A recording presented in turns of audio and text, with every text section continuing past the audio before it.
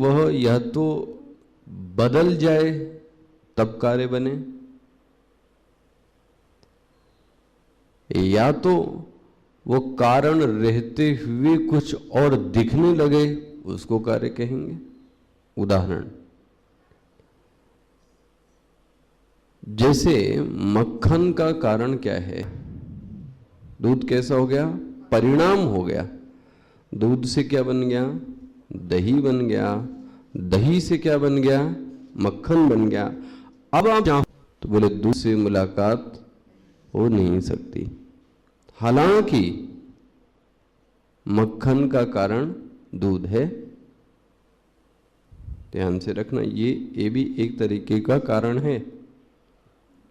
दूसरा, बीज से वृक्ष निकल के चला आया, अब बीज से मुलाकात हो सकती है। इन दोनों दृष्टांतों में क्या हुआ?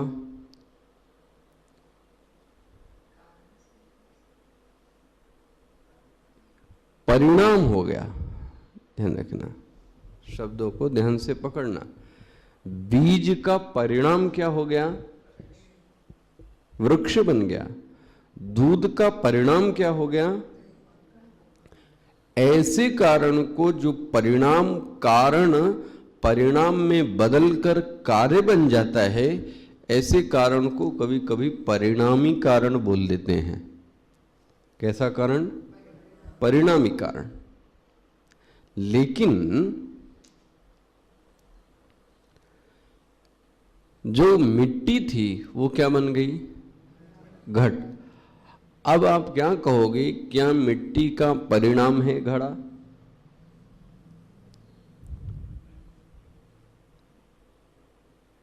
लेकिन घड़े का कारण कौन है? मिट्टी। क्या मिट्टी का परिणाम है घड़ा?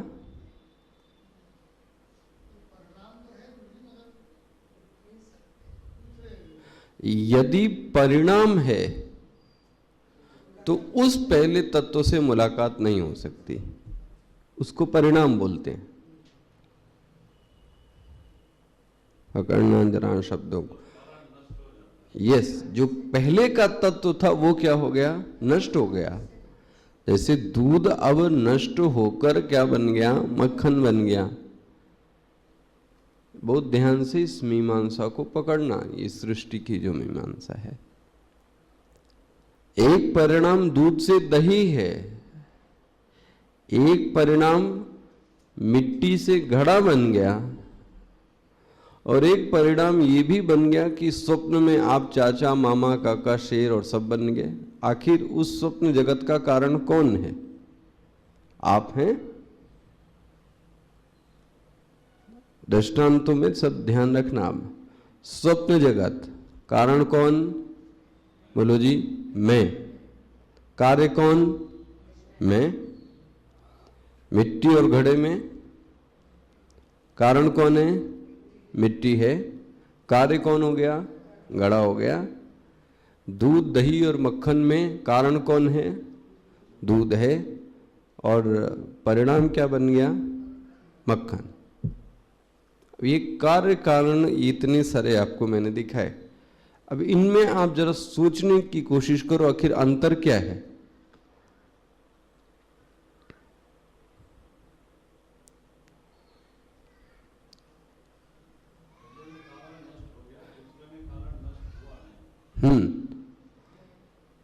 पकड़ में, कारण नष्ट होने पर कार्य बनता है। अब कारण से मुलाकात नहीं हो सकती। दूसरा कैसा है? कारण बना हुआ है, लेकिन इसके बाद भी कारण नहीं दिखाई देता। दिखाई कौन देता है? कार्य। जैसे घड़ा बनने के बाद व्यक्ति को मिट्टी दिखाई, जबकि घड़ा बनते समय भी मिट्टी है, घड़ा बनने के पूर्व भी मिट्टी है, घड़ा बनने के बाद भी मिट्टी है। स्वप्न जगत बनाने के पहले भी आप हैं, स्वप्न जगत बनने पर भी आप हैं, और स्वप्न जगत टूटने के बाद भी। लेकिन मक्खन बनने के पूर्व दूध है, लेकिन मक्खन बनते समय दूध और मक्खन बनने के बाद दूध, लो जी, वही मीमांसा अलग अलग। असली कारण वह है जो कार्य होने पर भी परिणमन न हो, वह असली कारण है। आप में कोई परिणाम न होवे और कार्य भी हो जाए, ये तभी हो सकता है जब कार्य मिथ्या हो।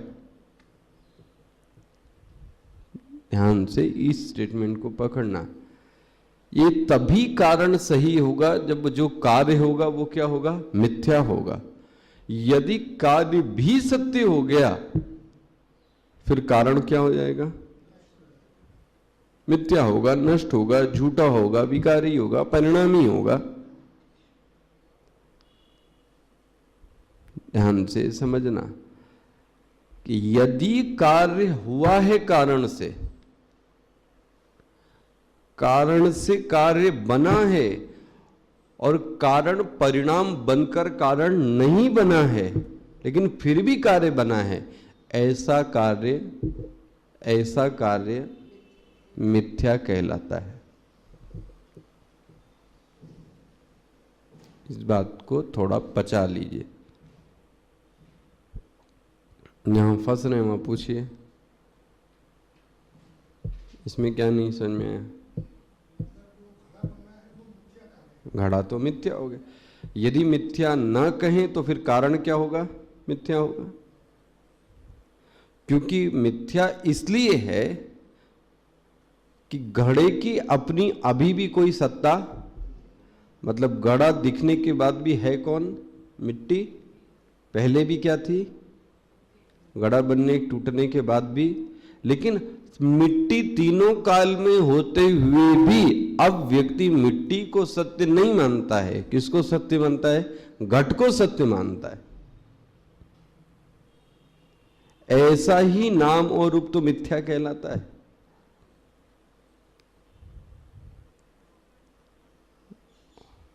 इसमें जहां पे फंस रहे हैं वहां पूछिए।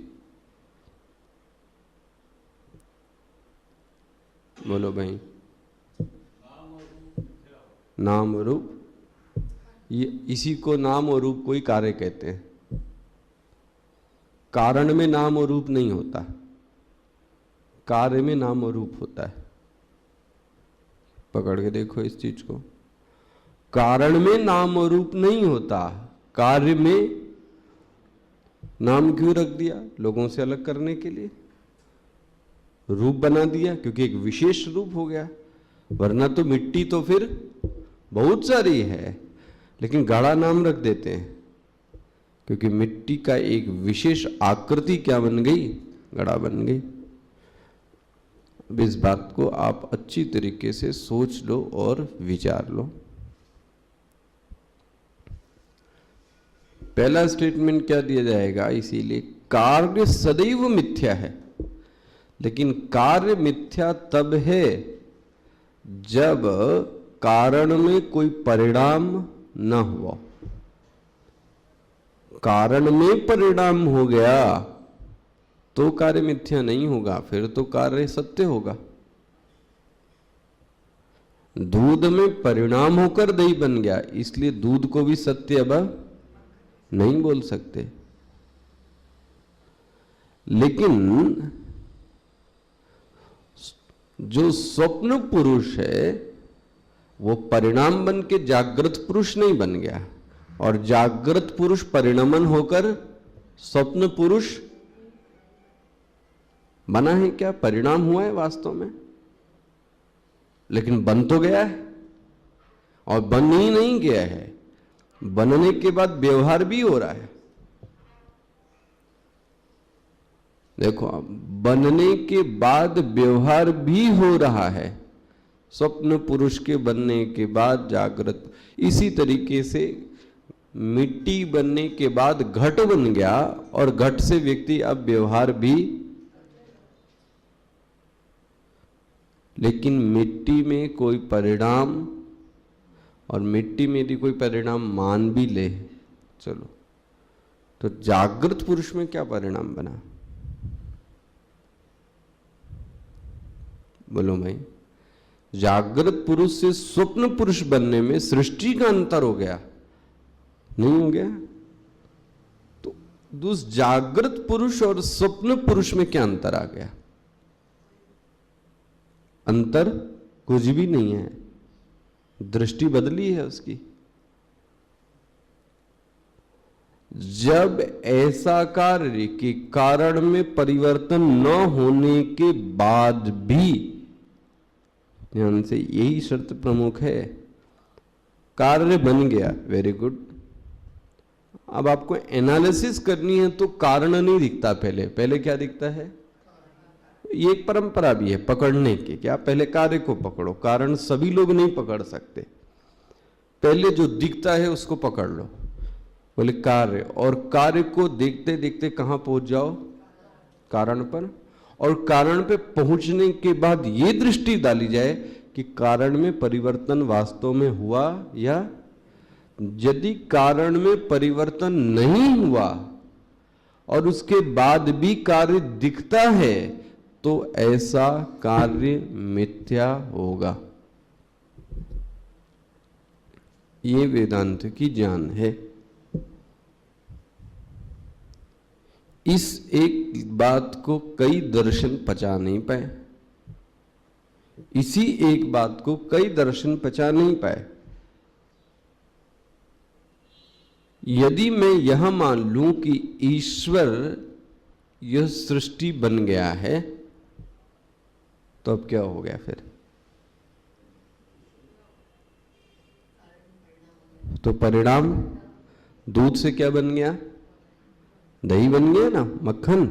तो ईश्वर अब क्या बन गया है? बोलो जी। तो सृष्टि क्या हो गई? सत्य हो गई, वेरी गुड।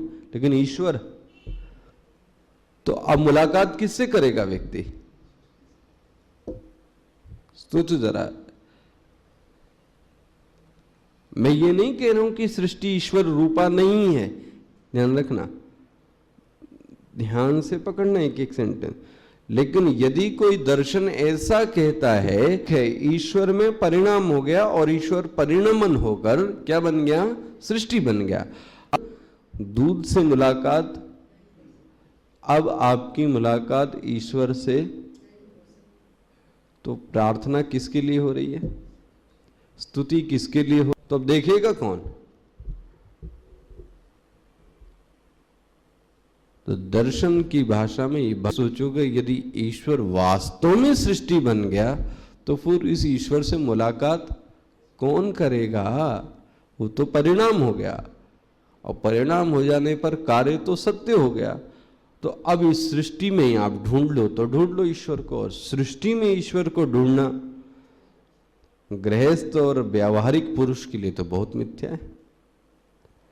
मैं भी यदि गृहस्थ और व्यावहारिक बन जाऊं, बहुत गृहस्थ हो, भले वो विद्वान हो, पढ़ा, मुझ जगत से थोड़ा क्या दिखना चाहिए? अलग दिखना चाहिए। मुझ जैसे मैं हूं, जैसे जगत है, ऐसे ना दिखे, अलग दिखे। तो ईश्वर के साथ भी तो यही होगा फिर। अच्छा जी, बोले नहीं, ईश्वर ने सृष्टि बनाई है, वेरी गुड। इसका मतलब ईश्वर अलग है और सृष्टि, तो सृष्टि की पूजा क्यों की जाए? तर्क देखने कहां से समझना है, इसमें वेदांत क्या कहता है? ईश्वर ने सृष्टि बनाई। आप मकान की मैं क्यों करूं? क्योंकि आप और मकान तो अलग अलग हैं, पहली बात। दूसरी बात, जो मकान बनाया, जिस ईश्वर ने सृष्टि को बनाया, वो यहां तो रहता, क्योंकि उसने तो सृष्टि को क्या किया है? उसका निवास स्थान तो कहीं, गोलोक, साकेत लोक, शिवलोक, कैलाश लोक, बहुत सारे यूज है, ठीक है, भोगो कर्मफल। लेकिन मैं इसको ईश्वर स्वरूपा तो नहीं मानूंगा। क्यों? क्योंकि भगवान ने बनाई जरूर है, लेकिन इसमें भगवान है। भाई मैं आश्रम बना दूं, उसी से आपको संतोष तो नहीं होना है। आप क्या कहेंगे? बनाना एक अलग चीज है, आपका रहना वहां पर एक अलग चीज है। आप वहीं पे रहो और ईश्वर तो वहां पे रहने वाला, वो तो अपने लोक में रहता है। क्योंकि आपके पुराणों में क्या बोला गया है? विष्णु जी किस लोक में रहते हैं? बोलो जी। वैकुंठ लोक, गोलोक। राम जी कहाँ रहते हैं? साकेत लोक। शिव जी कहाँ रहते हैं? कैलाश। तो फिर उन लोगों का क्या होगा? फिर पोस्ट खाली हो जाएंगी तीनों।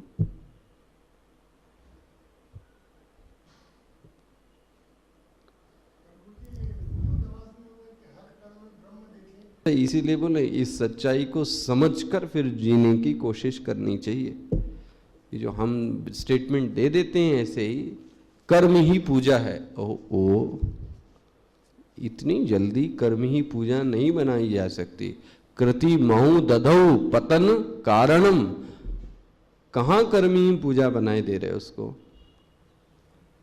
कर्म ही पूजा है ये कहीं नहीं लिखा गया। ये सिर्फ ट्रक वाले और जो बिना पढ़े लिखे लोग अपने उस पे दुकान में लिख देते हैं कर्म ही पूजा। कर्म योग पूजा है, इसमें अंतर है। कर्म योग पूजा है, वो अंतर है। कर्म ही पूजा नहीं है। आतंकवादी किसी को शूट कर रहा है, वो क्या कर रहा है? कर्म की कर्मयोग, तो पूजा हो गई। इसको किसने कह दिया पूजा? कुछ सेलेक्टेड कर्म है उनको किया जाए तो, लेकिन ये तो ब्राह्मक स्टेटमेंट है ना कि कर्म ही, सभी कर्म सभी के लिए पूजा नहीं बन सकते। तो उसका तात्पर्य समझना चाहिए कि क्या कहा जा रहा है। तो प्रश्न कहां पर अटका हुआ है? इस ईश्वर ने सृष्टि बन भी नहीं गया है, और इस ईश्वर ने सृष्टि, बोलो जी, और बनाई तो बहुत सारे दोष आ जाएंगे, बहुत सारे दोष आ जाएंगे। पहले तो कर्ता बन गया, माना कर्ता बन गया तो उसके मन में इच्छा भी आई होगी, ऐसी ही सृष्टि क्यों बनाई?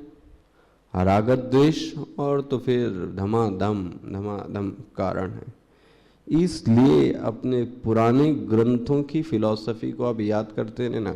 उपदेश सार का पहला श्लोक क्या है? कर्तुः आज्ञया प्राप्यते फलम। इसी लाइन को मैंने ज्यादा डीम, कर्ता की आज्ञा से फल प्राप्त हुआ है। बहुत अंतर है दोनों में। पिते फलम, न कि क्रियते फलम, करा नहीं किया है। बहुत अंतर है इन दोनों क्रियाओं में। जो हम स्टेटमेंट ऐसे दे दें, कर्तुहु आज्ञा, आज्ञा मतलब विधि संविधान, बस उसने तो आदेश दिया था, और उस आदेश से कौन बना है? उस आदेश का पालन करने वाली कौन है? माया। तो सृष्टि की रचना किसने की? डायरेक्ट ईश्वर इन्वॉल्व नहीं होता है। एक तो ये अलग चिंतन की धारा है, मैं उससे भी प्रगाढ़ चिंतन जो रखना चाह रहा हूं। फिर जगत किसने बनाया और ये ईश्वर रूप कौन माने? सर्वम खलविदम ब्रह्मासि सिया राम में, इसका क्या होगा फिर? इन पंक्तियों का क्या होगा फिर? सब कुछ कृष्णमय है जो कहा जाता है, सर्वम कृष्णमयम अस्ति, इसका क्या होगा?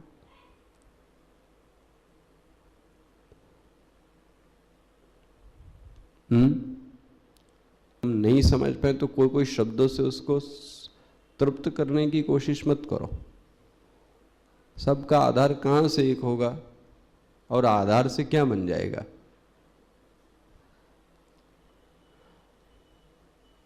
मकड़ी जाले को किसने बनाया? बोलो जी। मकड़ी ने। जो जाला बना है वो कहां से आया? बनाने वाली भी, मटेरियल भी, लेकिन उसके बाद भी मकड़ी उससे पकड़ में है। आपके दृष्टांत बनाने वाली भी वही, बनने वाली भी वही, और इन दोनों के बाद भी मकड़ी का अस्तित्व, बोलो जी, इन दोनों से अलग। बोले यही ईश्वर है। सनातन धर्म का ईश्वर यही है। बनाने वाला कौन? ईश्वर। बनने वाला कौन? लेकिन बनने और बनाने के बाद भी ईश्वर की सत्ता। दृष्टांत इसलिए दिया गया मकड़ी का, और दृष्टांत एक देख सकते हैं। उस स्वप्न जगत को बनाने वाला कौन? बोले मैं। बात भी हमारा अस्तित्व क्यों नहीं हो सकती? ऐसी सृष्टि में एक बात याद रखना, जो चीज बनती है वो चीज मिथ्या होती है ना, क्योंकि कारण में कोई परिणाम, कारण में बिना परिणाम हुए कार्य की उत्पत्ति होवे तो वह कार्य मिथ्या है। फिर से इस लाइन को पहचाना। कारण में बिना परिणाम होवे, कारण में बिना परिणाम होवे कार्य की उत्पत्ति होवे, ऐसा कार्य मिथ्या है।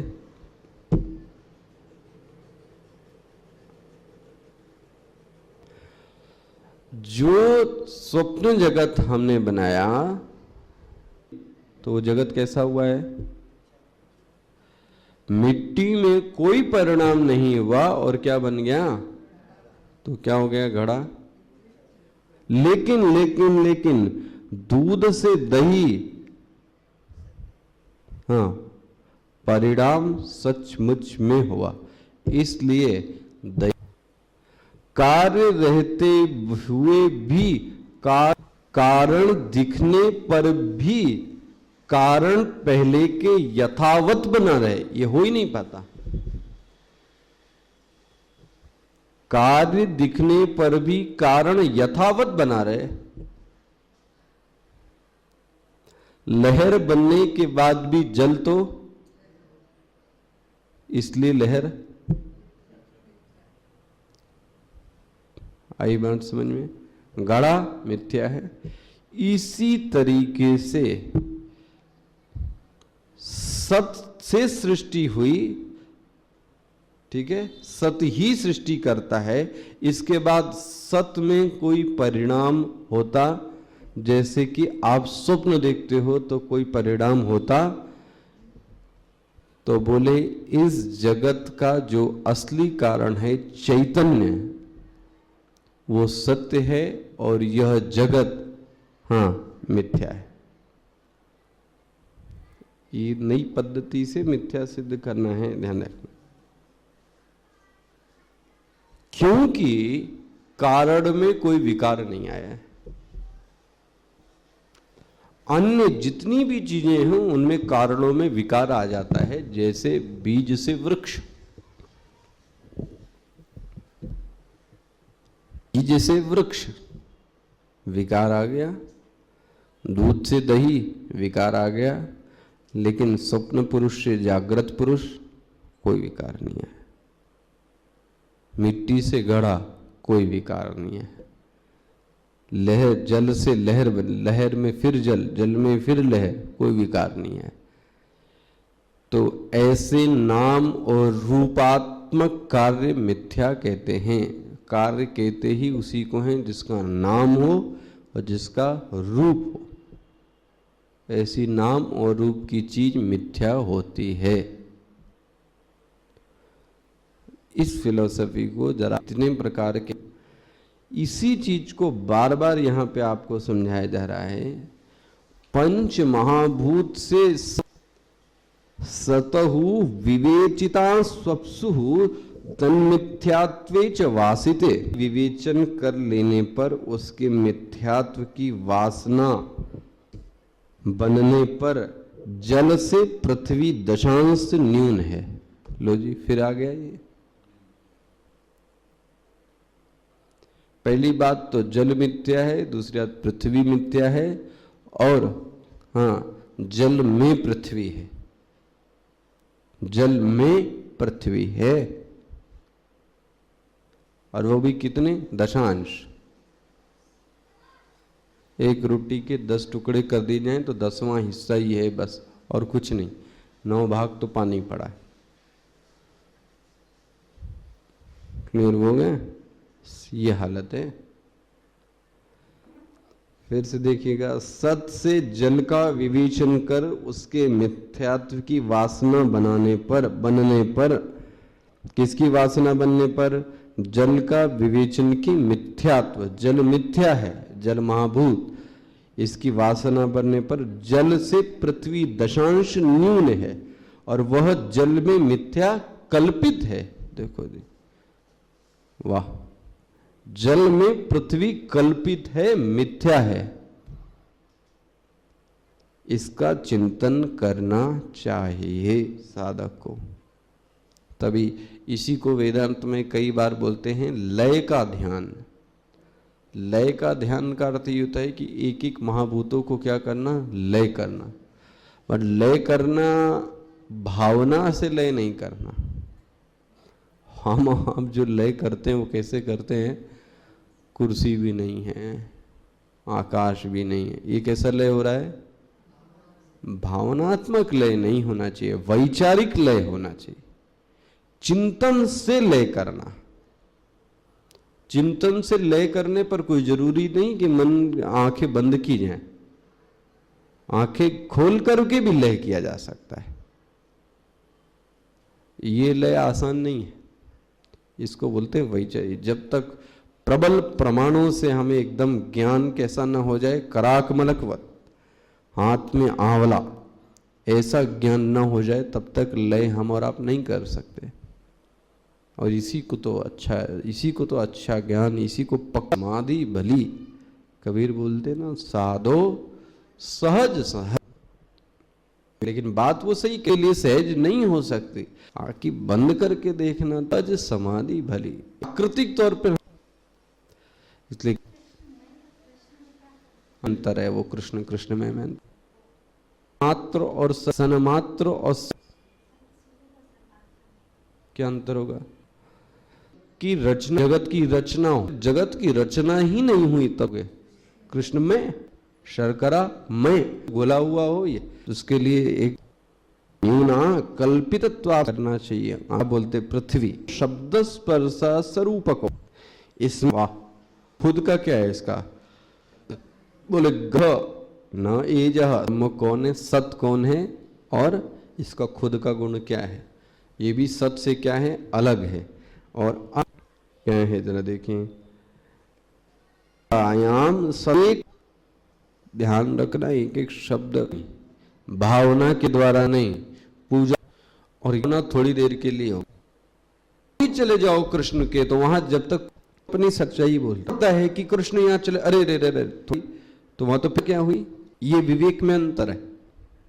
सत्य जो है वो मैं आपको बता रहा हूँ, कहने को तो थोड़े द्वितीय वृंदावन में देखिए, उसको छोड़ दो, आप में इतनी साधना नहीं है। अरे एक मंदिर के दर्शन है, क्या करना, हो गया काम। क्या बोले, तो वृंदावन बुला लो, वैष्णो देवी, क्योंकि वो सहज नहीं है। पृथक्कृतायाम सत्तायाम, भूमि पृथ्वी ब्रह्मांड के बीच ही स्थित है। लो जी, का एक अंड भूत है, ये भी क्या है एक्चुअली में? ब्रह्मांड। इस तरीके से 14 से पृथक यह वासना इतनी प्रबल हो जाए कि पृथ्वी सदा बोला जा रहा है। क्या है हमें, और में तो ठीक है, भूल गए हो जाए कि बनने के बाद क्या कर दशांड या ब्रह्मांड भी और प्राणियों का ओम पुष्यते ओम श्री